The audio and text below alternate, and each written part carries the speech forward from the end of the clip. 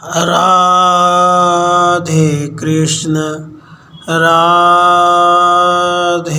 कृष्ण। इस प्रकार कोष और दंड से युक्त मंडल का अधिपति महाराजा अमात्य और मंत्रियों के सहित दुर्ग में स्थित रह अच्छे राजकाज विषय पर विचार करे। विशुद्ध मंडल में विचरण करता हुआ राजा रथी समान शोभित होता है। अशुद्ध मंडल में गमन करने से रथ के पहिए के समान विदीर्ण हो जाता है। अखंड मंडल वाले चंद्रमा के समान वह सब प्राणियों से शोभित होता है। इस प्रकार जीतने की इच्छा वालों को संपूर्ण मंडल से युक्त रहना अनिवार्य है। मंत्री, राज्य, किला, कोष और पांचवा दंड, यह राजनीति के जानने वालों ने जय की इच्छा वाले राजा की मनोवृत्ति कही है। बृहस्पति ने कहा है 5 या 6 मित्र और 7वां राजा, यह सप्त प्राकृतिक 7 प्रकृति वाला राज्य होता है। इन प्रकृतियों से संपन्न हुआ उत्साहवान शर्मी राजा निरंतर इच्छा वाला विजेता कहलाता है।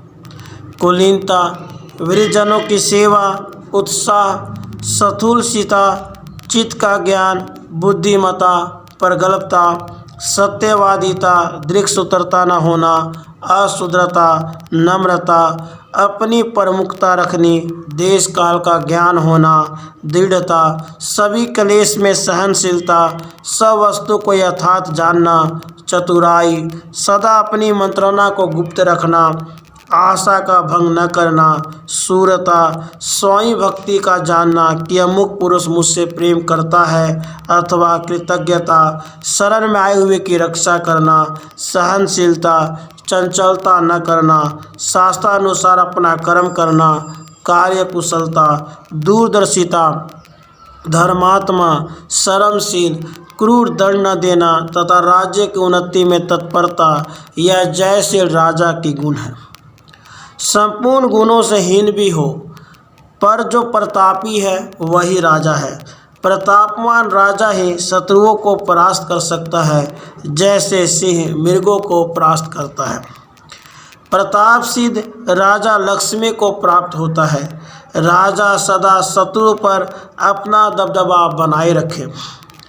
एक ही अर्थ में लगा हुआ जो दोनों का प्रयोजन हो, वही कार्य अभिलक्षण कहलाता है। गुणवान जयशील राजा, उसको शत्रुजयी कहा गया है। लोभी, क्रूर, आलसी, असत्यवादी, प्रमादी, भीरू, अशिथिल, मूढ़ योद्धाओं का तिरस्कार करने वाला शत्रु शीघ्र ही जीत लिया जाता है। शत्रु और मित्र, शत्रु का मित्र, मित्र का मित्र, शत्रु के मित्र का मित्र, जयशील राजा इनको अपनी दृष्टि के सम्मुख रखना चाहिए। अर्थात इनमें शत्रु, शत्रु का मित्र, शत्रु के मित्र का मित्र शत्रु है और शेष मित्र है। विजेता और शत्रु, इनके मेल होने और अनुग्रह में मध्यम समर्थ होता है और इनमें फूट होने पर इनको मारने में भी मध्यम ही समर्थ होता है। इनमें एकता होने पर अधिक बल आता है, पर उदासीन वृत्ति से रहने वाले मंडल युक्तों के मेल पर अनुग्रह करने से और विरुद्ध होने पर इन दुश्मनों को सफलता मिलती है। यही चारों मूल प्रकृति है जिसे मंत्रणा कुशल मैंने इनको मंडल चतुष्क कहा है। विजेता राजा, शत्रु, मित्र, पार्षणिग्राह दोनों ओर व पृष्ठ भाग के रक्षक, मध्यम और उदासीन, इनको इंद्र ने मंडल पटक कहा है।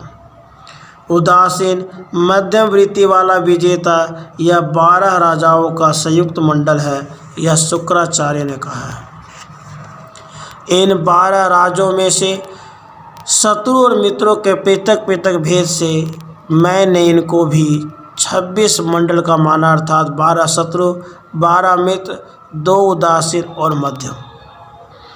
इन 12 राजों की पृथक पृथक मंत्री आदि की प्रकृति में भी शास्त्र ज्ञाताओं ने वर्णन किया है। इनमें 12 राजा, मुख्य और मंत्री आदि 5 प्रकृति, यह भी सब 70 से अधिकतम 72 होती है। शत्रु और मित्र से संयुक्त तथा दोनों और शत्रु या दोनों और मित्र मुकुटमणि 12 राजा बृहस्पति ने अष्टादशक मंडल माना है। इन्हीं 18 में मंत्री आदि 5 प्रकृति मिलकर यह 18 गुना 6 108 का मंडल हो जाता है। इन्हीं 18 का शत्रु मित्र भेद पृथक कर विशालाक्ष ने 54 प्रकार का मंडल कहा है। 18 का 3 गुना 54 होता है शत्रु, मित्र और उदासीन। इन 54 राजा और अमात्य आदि के स्वभाव का पृथक पृथक उपयुक्त विचार करने पर अर्थात 6 स्वभाव मिलाने से 324 का मंडल कहा गया है। 7 प्रकृतियों से युक्त विजयशील शत्रु का भी एक चतुर्दशक मंडल कहा है। जय की इच्छा वाले शत्रु और मध्य इनका मंडल त्रिक है। यही पृथक मित्र भी होने से 6 प्रकार के मंडल षटक कहलाते हैं। राजा के एक एक अमात्य आदि प्रकृति भाव से मंडल के जानने वालों ने 36 प्रकार के सहतक मंडल कहे हैं। सब जयशील शत्रु और मध्य यह 7 प्रकृति से संयुक्त हुए नीति के ज्ञाताओं ने एक विस्तक 21 का मंडल कहा है। 4 राजा अपने मंत्री मित्रों सहित अष्टक मंडल कहलाता है। यह अमात्य आदि के सहित मिलकर 48 भेद वाले मंडल संज्ञक माने गए हैं। जो जयशील राजा के आगे और पीछे चलने वाले कहे गए हैं, इन्हीं को मंडल के जानने वालों ने मंडल दशक का बतलाया है। इन 10 राजाओं के अमात्य आदि 6 भेद पृथक करने से मंडल ज्ञाताओं ने 60 संज्ञक मंडल माना है। शत्रु और मित्र या नेता के आगे और पीछे 5 अमात्य आदि पंचक मिलाकर मंडल के जानने वालों ने 30 तक मंडल माना है। बुद्धिमानों ने शत्रुओं में ऐसे स्वभाव देखे हैं, तब उनमें भी यह 5 मंत्री आदि युक्त करने से 30 मंडल होता है, ऐसा बुद्धिमान मानते हैं। पाराशर ने कहा है कि यथार्थ में 2 यही प्रकृति है, इनका वियोजन करने वाला प्रधान कहलाता है और उस न्याय से युक्त होना चाहिए। शत्रु और जयशील के परस्पर वियोग होने से शत्रुता और जयशीलता में एक ही प्रकृति मानी है। इस भांति बहुत प्रकार के मंडल कहे गए हैं और सब लोगों की प्रकृति में तो बाह्य राजा का मंडल कहा है। 8 शाखा, 4 मूल, 60 पत्ते, 2 प्रकार से स्थित 6 पुष्प, 3 फल वाले राजनीति के वृक्ष को भली भांति से जानता है, वही नीति को जानने वाला माना गया है। पार्श्वनिग्रह, इधर उधर के चलने वाले, सेना का फैलाव, यह शत्रु मित्र में कहे हैं। सेना को निंदित संबोधन करने वाले और सेना के फैलाव को जयशील माना गया है। विग्रह वालों को आगे कर चले, मित्रों से युक्त सेना पश्चिम भाग में रहे, पश्चिम के समान पूर्व में शत्रु और उसके मित्र को रक्षित कर नियुक्त करे। शत्रु के मित्र को लिए स्वयं बल आदि से कृत्य होकर दोनों और मित्र मंडल की स्थिति कर तत्पश्चात राजा गमन करे। अपनी फटकार से पार्श्वनिगाहों को पीड़ित करे। युद्ध में जमी सेना के प्रधान इस आक्रांदन फटकार से उत्साहित होते हैं। मित्रों द्वारा अथवा स्वयं शत्रु छेद करे, मित्र द्वारा ग्रहण करे अथवा मित्र द्वारा शत्रु के मित्र को पीड़ित करे। राजा शत्रु के मित्र का अथवा शत्रु के मित्र का पीड़न अपने मित्र अथवा मित्र के मित्र से कराए। इस कर्म से सदा उन्नति को प्राप्त करता हुआ राजा मित्रों की मंडली के कारण अहितकारी शत्रु को पीड़ित करे। बुद्धिमानों से दोनों ओर से पीड़ित शत्रु अंत में नाश को प्राप्त होता है और विजेता के वश में हो जाता है। सब उपायों से शत्रु के सामान्य मित्रों को अपने वश में करे। मित्र वर्ग से रहित हुए शत्रु का सरलता से नाश हो सकता है। कारण से ही मित्र और शत्रु हो जाते हैं। जिस कारण से ऐसा हो वह कारण त्याग दें। प्रधानता से सर्वत्र प्रजा का संगठन करे। प्रजा की हमदर्दी से राजा सब प्रकार के लक्ष्मी का कृपा पात्र हो जाता है। स्थान और दुर्ग में रहने वाले मांडलिक राजाओं को अपना मित्र दूतों द्वारा बनाए, वह इसके प्राण रूप होकर इसका उद्देश्य पूरा कर सकते हैं। उनसे अपना बल बढ़ाकर विजय की इच्छा करने वाला मध्य में चले और मित्रों के साथ एकत्र हो शत्रु से संग्राम करे। यदि अशक्त हो तो नम्रतापूर्वक संधि कर लेना उचित है। एक स्वाभाविक, एक कार्य से या दो प्रकार के शत्रु होते हैं। स्वाभाविक शत्रु जो अपने कुल में उत्पन्न होता है, दूसरा अपने कार्य से उत्पन्न होता है। उच्छेद, अपचय अर्थात हरण करना, समय पर पीड़ा देना और कर्षण, यह विद्वानों ने 4 प्रकार की शत्रु स्थिति कही है। कोष और दंड से रहित कर देना, प्रधानमंत्री को मार डालना, आचार्यों ने इसका नाम कर्षण कहा है। इसके पीछे पीड़न करें। जो किले से विहीन हो अथवा दुर्बल किले से युक्त हो, ऐसा शत्रु संपदा युक्त भी उच्छेदित किया जा सकता है। किले में स्थित विवेक के समय का कृषण और पीड़न करें। समाश्रय ही दुर्ग में रहने का नाम है और मित्र वर्ग का अर्थ यह है कि वह साधु सम्मत हो।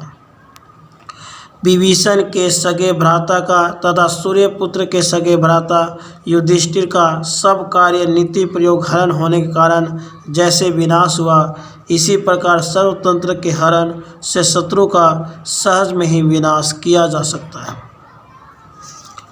जो शत्रु अपने छिद्र कर्म और दुर्बलता जानता है, वह सूखे वृक्ष को जैसे भीतर अग्नि जलाती है, उसी प्रकार जलता रहता है।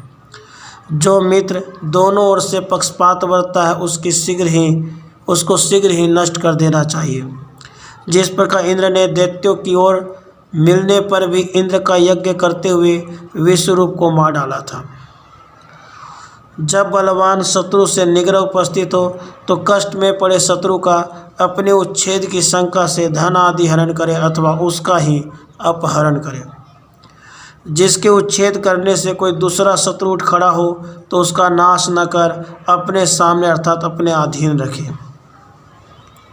जो शत्रु वंश क्रम से प्राप्त हुआ हो तो वह यदि विग्रह करने को उपस्थित हो तो शीघ्र ही उसको शांत करने के निमित्त किसी कुलीन को प्रस्तुत करे। विष की औषधि विषी है, वज्र से ही, हीरा हीरे से ही तोड़ा जाता है, गजराज भी मत हाथियों से ही काबू में आता है। मत्स्य ही मत्स्य को खाता है, इसी प्रकार ज्ञाति को खाती है, परिवार को ही खाता है। इसी कारण रावण के नाश के निमित्त रामचंद्र ने विभीषण का सत्कार किया था। जिस कर्म को करने से प्रजा को शोभ हो, बुद्धिमान को उचित है कि उस कार्य को न कर प्रजा का चित्त प्रसन्न करे। साम, दान और मान से प्रकृति को प्रसन्न करें, अपने भेद और दंड से शत्रुओं को विदीर्ण करें। संपूर्ण मंडल शत्रु और मित्रों से भरा है, सभी लोग स्वार्थ पर हैं, मध्यस्थता कहाँ है। यदि भोग का प्राप्त हुआ मित्र भी कुछ उपकार करे तो उसको भी दंडित करे। जो अत्यंत अपकारी हो तो उसका नाश करे, कारण कि वह भयंकर शत्रु रूप है। यदि अपना हित करते हो तो शत्रु को ही मित्र बनाना, और यदि मित्र अहित कार्य करते हो तो उनको भी त्याग दे। वही बंधु है जो अपने प्रयोजन में हितकारी हो, हितपूर्वक आदर करता है, अनुरक्त विरक्त होकर जो उपकार करे, वही अच्छा बंधु है। मित्र के प्रति बहुत सा विचार करे, जब उनमें दोष विदित हो जाए तब उसको त्याग दे। यदि उस दोष वाले का त्याग न करे तो उस धर्म और अर्थ की हानि होती है। सर्वत्र सदा स्वयं ही गुण दोषों की परीक्षा करता रहे, स्वयं दोष जानकर दंड देने में प्रशंसा होती है। ठीक अपराध के जाने बिना कभी क्रोध न करे। जो राजा बिना कारण क्रोध करता है, प्रजा उनको सर्प के समान मानने लगती है। मध्य बड़े और छोटे मित्रों का अंतर जानता रहे। इन मध्य ज्येष्ठ और कनिष्ठों के पृथक पृथक कार्यों की निगरानी करता रहे। इन पर मिथ्या अभियोग न लगाए। इस प्रकार के मिथ्या अभियोगों को भी न करे जो मित्र से भेद कराए। इन सबको त्याग देना चाहिए। प्रयोग करने वाले, मत्सरी, मध्यवृत्ति में रहने वाले, पक्षपाती वाक्य का उपक्रम करने वाले संकित वचनों को जानकर उनसे बचना चाहिए। सुहृदों का पक्ष प्रकाश रूप से स्वयं ग्रहण न कर और उनके परस्पर मत्सर को ही स्वयं ही गोप्य रूप में धारण करें। कार्य के अधिक होने से समय को जानने वाला नीच के भी दोषों को छिपाकर असत के गुणों का भी उल्लेख करे, चाहे उसमें दोष भी हो, पर अपने स्वाद कार्य के निमित्त गुणों का ही उल्लेख करे। राजा सब अवस्था में प्रायः मित्र ही बनाता है, बहुत मित्रों वाला ही शत्रुओं को अपने वश में रख सकता है। जहाँ पुरुषों की आपत्ति आने पर उसके दूर करने में सन्मित्र उपस्थित रहता है, उस स्थान में भ्राता, पिता या और कोई जन उपस्थित नहीं हो सकता है। दृढ़ प्रतिज्ञा वाले मित्रों से अमित्रों की रक्षा करता हुआ उनको ग्रहण न करे, ऐसा मंडल के जानने वालों ने मंडल वृत्त का वर्णन किया है। मित्र, उदासीन और शत्रु यही मंडल है। इनका भली प्रकार खोज खबर रखना ही मंडल का शोध कहलाता है। इस प्रकार से राजा नीति के मार्ग में चलता हुआ उद्योग से मंडल की शुद्धि करता हुआ महात्माओं के विशुद्ध मंडल में रहता है और शरद के चंद्रमा के समान अपनी प्रजा को प्रसन्न करता है। राधे कृष्ण, राधे कृष्ण।